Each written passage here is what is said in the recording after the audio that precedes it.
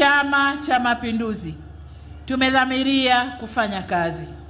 Tumefanya kazi, mmeiona, na tunajiamini kwamba tutaweza kufanya tena kazi kipindi cha pili cha awamu ya 6, kazi ya kuonekana. Kwa maana hiyo, niombe mtuchague Chama cha Mapinduzi. Na hapa niseme ndugu zangu, ili niwatoe hofu.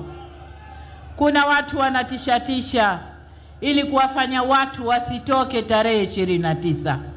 Nataka kuwaambia, ninayezungumza hapa ni amiri jeshi mkuu wa nchi hii. Nataka kuwaambia wasithubutu. Kibati tu kikipasuka, sisi tuko nao. Tumejipanga vizuri. Tokeni, kapigeni kura, rudini nyumbani mkapumzike. Hakuna hofu, hakuna kuogopa. Tokeni mkapige kura. Tokeni mkapige kura tarehe 29.